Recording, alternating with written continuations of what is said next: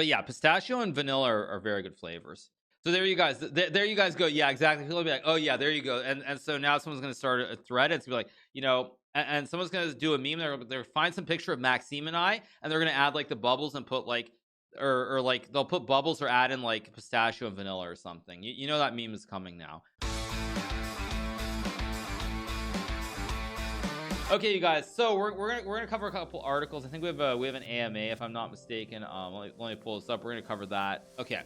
Hey Reddit, I'm Maxime vachier-lagrave, also known as MVL, chess grandmaster, 3-time French champion, AMA. Glad to be here for this AMA. I'm excited to chat with you all today. A little bit about me. I started playing chess at just 5 years old and became a grandmaster at 14. In my chess career, I've been a 3-time French chess champion, ranked world #1 in Rapid and Blitz 2019, and I more recently finished second in the FIDE Canada's tournament last April. I also took up writing and publishing a book called Chess Player in 2017. I'm currently a Kasparov Chess ambassador, Garry Kasparov's new chess platform, where you can find a cool documentary about my journey at the Grand Chess Tour in Abidjan and Paris 2019, among many other pieces of exclusive content. Aside from chess, I'm also a tennis and soccer enthusiast, but I never stay away from playing for too long, as I enjoy all things game related: video games, Fall Guys, Among Us, board games, and I even try my luck at the casino sometimes. So ask me about anything really. Let's start at 7 p.m. Central European, 1 p.m. Eastern Daylight Times. Okay, so this AMA has been organized by Kasparov Chess. Kasparov Chess is a world-class chess community and platform for beginners, enthusiasts, and experts alike,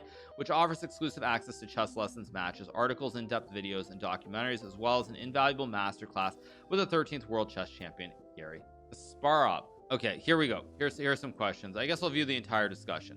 Hi Maxime, if you weren't into chess, what do you think you would be doing right now? Also, how exactly do we defend as well as you? He says, it's really difficult to know what I would be doing if I didn't do what I've been most busy with in the last 25 years.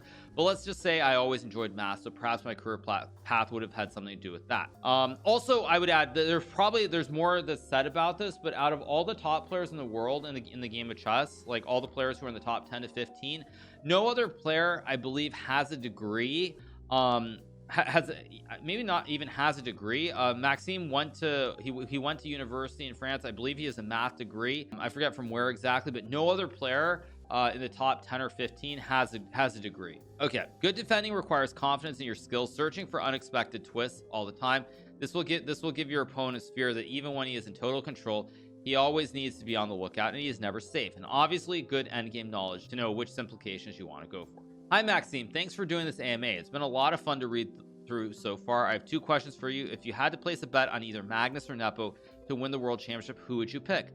Other than continuing to try and become world champion, do you have any other goals that you want to achieve before your career? Okay, this is interesting. Number 1, I picked Magnus as 2-1 favorite. So I guess that means that MVL is putting Maxime around 66% favorite, so just under 70.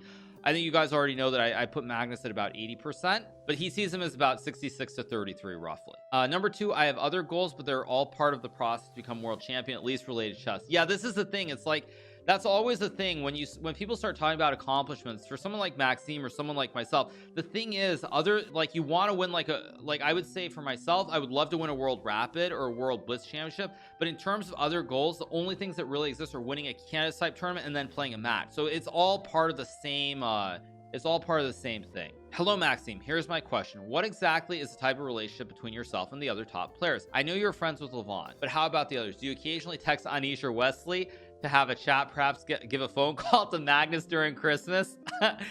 Let's suppose you're having a rest day in a tournament, you go to a bar and you suddenly see Fabiano sitting there. Would you go up to him and say hi, perhaps a bit of trash talk? Thank you so much for the AMA. Good luck for the World Cup. I'm looking forward to seeing you in action, and I hope you qualify for the candidates again. Hi Magnus, Merry Christmas. Right, I don't consider myself friends with the other top players, at least while our careers are on course, but of course there are some players with whom I'm in friendly terms, and I've definitely been to restaurants with some of those players, or even bars at the end of a tournament. I wouldn't say there's much trash talk, but definitely some banter out there. Yeah, this is one thing that I think a lot of people, it's very weird because chess is a very small world at the top. Like everybody we all play in the same tournament, so we all know each other, but the thing is you can't really be friendly. And I think in the past I've said this about Maxime. I've been kind of critical of him, that I felt that like he has a good relationship with Levon, but I felt like he's generally had bad results against Levon in certain tournaments. I feel like perhaps being on such friendly terms with Levon has affected him, because I remember There was a World Cup, maybe I think it was the last one in 2018 maybe, and he lost in the 4th round, I believe, to Levon in a match that he should have won. And I've always wondered if sort of things like that kind of affected him, because he really should not have lost that match. But overall, I do agree with most of what he says. Like,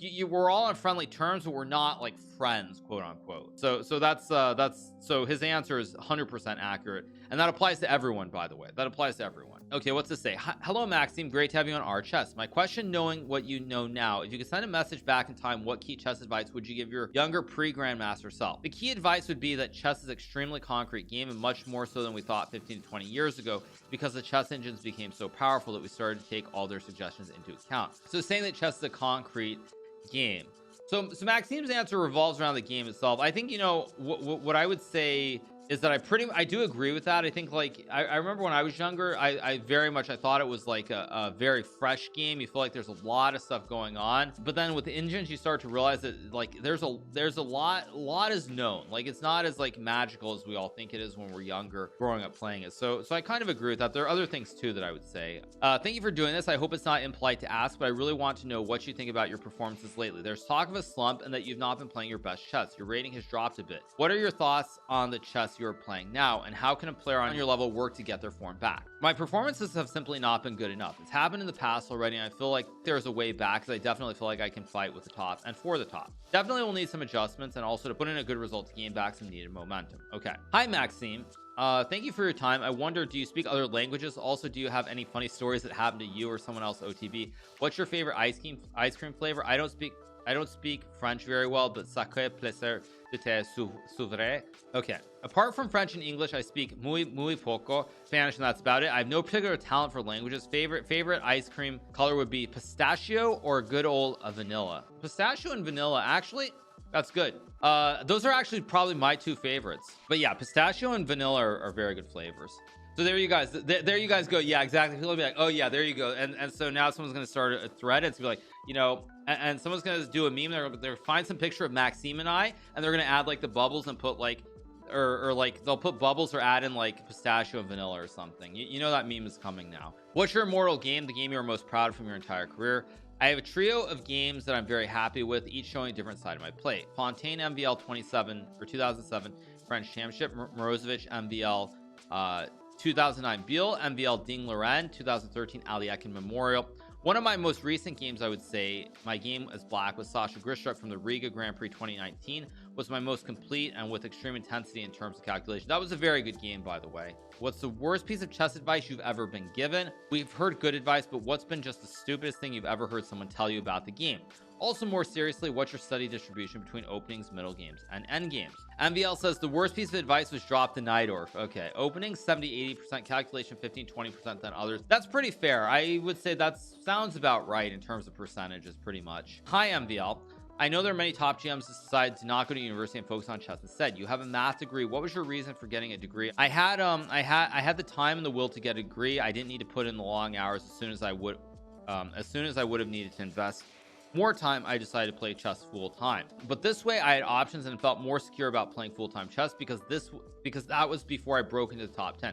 Had I not made it to the top 10, it would have been more difficult to make a comfortable living out of chess. Very, very true, you guys. This is a very good point, that if you're not in the top 10, it's quite difficult to make a living. Hi, Maxime. Simple question requires simple answers. Dolphins or sharks? Obviously sharks. Okay. Really? I guess sharks are more aggressive, but I don't know. Actually, on that question, I would say dolphins, because aren't dolphins really, really smart? Oh, it's a Blitzstream joke? Okay, fair enough. All right. Okay, if you played the top 10 players in the world in classical games online for 5 years apiece, but didn't know with whom you were playing against in each game, how well do you think you would be able to guess who you were playing purely based on style, strategy, openings? His answer, oh, maybe he didn't answer that one. That's, okay, let me think about that. That's a very interesting question. Maxime didn't answer that.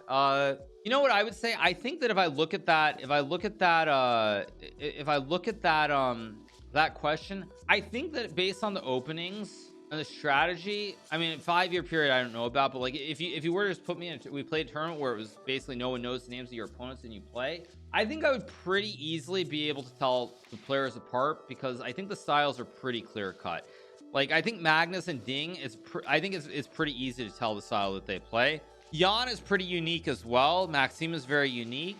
I think I could probably tell the difference between Maxime and Jan even in their Nidorf games to some degree. So I think it would not be so hard. It's five games. Oh sorry, not 5 years. Sorry, I misread that. 10 players in the world of classical games for 5 games apiece. Yeah, I think I would be able to. I think I would be able to guess most players. Fabiano might be hard. Fabiano might be hard to tell apart from Gear. I think Fabiano and Gear would be very difficult. Wesley maybe falls in that group too. Although I think Wesley, Anish and Fabiano kind of fall in a similar group. They're all in a similar group, but I think everybody else is pretty clear cut. Or in your opinion, what ratio would you say the ratio for being good at chess is between hard work and natural talent? To join the elite group, natural talent is mandatory, but obviously at some point of our careers, we all need to put in the hours to make it there, and to remain at the top is obviously a process that requires long hours of studying. Why do you think you were able to beat Magnus Carlsen and Blitz many times in the past couple of years? A good ability to find hidden resources and tricks that I think I can puzzle any player in the world when I'm playing well, not only Magnus. Fair. What music do you listen to? What do you watch on TV? What is your favorite food? Cheers from Brazil. I listen to most kinds of music, even though I'm mostly into rock. I watch mostly sports and TV series. Some of my favorites were Breaking Bad, Fringe, Malcolm in the Middle. Wow, that is so old school. That's an interesting one. That's a very interesting one for favorite shows. That takes me way back. Favorite food would be couscous, but I also eat a lot of Asian food, seafood, pasta if I'm in an Italian mood, and French cuisine is still the best. Do you have a go-to strategy that you like to try whenever you're unsure about where to go in the game? I find myself ending up more on the reactionary side of chess, where all I do is just have to react to whatever my opponent is playing rather than trying to execute a game plan. What do you try to do in those situations? He says any game of chess is different, but it's always a bad sign when I can't create any plan for my position and I'm just reacting to my opponent's decision. It means something must have gone wrong before. It rarely happens, but it has happened, and it's not the most pleasant feeling. Okay, here's a question. Does it ever happen to you while analyzing Magnus's games that you think what is he even trying to do, since your repertoire as black is extremely sharp and theoretical? Does it give you any advantage while competing at the highest level, because even someone like myself can guess what opening you're going to play? And number 3, please skip this. What goes through your head when you see a pawn hanging on b2? Number 1, it may happen, but mostly when I'm watching the games live from tournament, as I will generally be playing my own games, it's difficult to get too focused. True. Also could happen with other players. While I'm at home, I generally am not looking intensely at live games, because I will generally receive exercise from the interesting moments of the games. Actually, this answer that MVL gives about live games proves the point of why Rapid and Blitz are so fun to watch, because if you play classical games or you watch classical games, there are going to be very few moments that are critical. So that's the thing. There are critical moments, then you'll tune in, or you'll hear about the critical moments. The whole game as a whole, it doesn't matter from start to finish. So that's why Blitz and Rapid are so eventful. Okay, number 2, saw lots of questions about my narrow repertoire. In general, I feel comfortable with it, even if I'm never excluding other options. The most important question is actually whether I remember with good accuracy the lines from my files, and when I do, I feel confident against any opponent. A pawn is a pawn, and I rarely back down from a challenge. Nice. It says, hello Maxime, what do you think of you having to keep your camera on during online chess events? Do you feel like it's an invasion of privacy, and you feel like you could play better without the added tension of messing up on cam? I think the online chess event should be upgraded later to an on location online with physical arbiters, and obviously a professional team that would take care of all technical things. Other than that, I don't mind playing on camera. Good question. Now, online location is possible, but the problem with the location is that many people live in different parts of countries. Not everybody lives in one location. But I do think if there's going to be like a professional chess league, like the final should always be LAN, kind of like what's happening with League. Like if you watch LCS, they all go to one location and play on computers. So I see no reason that you can't do that for finals, but I think the notion of online should still be separate to some degree. What's this one? Hi Maxime, do you think that Blitzstream way of commentating is the future of chess? His jokes, chatting, and football like commentaries created great hype in France. Do you think that FIDE will make too few efforts to create chess appeal? Being a great commentator requires a lot of talent and hard work. Clearly, Blitzstream got lots of things right, and we are lucky to have him in France, helping to boost the popularity of chess in France. In general, I'm convinced it's the way to go, and I hope to see more commentary like that from more official channels. Oh, I don't think it's intended as a roast, but it's kind of a roast when he puts quote unquote official channels. Like that's some shade. That's definitely some shade there, directed for sure. Good afternoon. Thanks for your humble RChess abode. My question is, what advice would you give to your 1800 2000 rated self on improving to IMGM? Do you have anything you wish you spent less time on as a student? Good question. It's difficult to get generic as every player has different strengths. Clearly though, endgame play is the easiest way to gain a lot of points, especially around your level. But nowadays, players from 18 to 2200 are much more consistent than when I was at that level. I blame the computers. I blame the computers as well. Agree 100%. So you definitely need to get an all-around game, play a lot, and have good coaches to guide you in that process. Yeah, this is definitely true. That basically you have to, players 1800 to 2200, their openings are so fundamentally sound now that you don't get a big advantage from the get-go, and that has changed dramatically from when Maxime was young or when I was young. Is chess slowly dying? By that I mean turning it into a sport of playing dry fish or playing dryish endgames after copying X moves of engine analysis. And Maxime asks, I don't think chess is dying. The recent candidates showed there is definite room for creativity and very intense games. In very recent times, still is a matter of pride when you were white to fight it out and play for a win, and it still is to me. So I'm hoping that the quick anti-Berlin or Grunfeld draws are soon going to be a part of the past. If it remains meta, let's say that something will have to change to promote, or if it remains meta, let's say that something will have to change to promote more fighting spirit from the players. And that's not going to change. What Maxime says is pretty true, but the fact is that there always are going to be situations in tournaments where people are going to want to make draws, and it makes sense to be solid. So that's the idea of the draws going away is not going to change anytime soon. I'm just reacting because it was an AMA from Maxime, and I was told it was pretty interesting. So we'll do a couple more. Does he answer anymore? Oh, not really. I guess that's the end. That's pretty much it for what he did.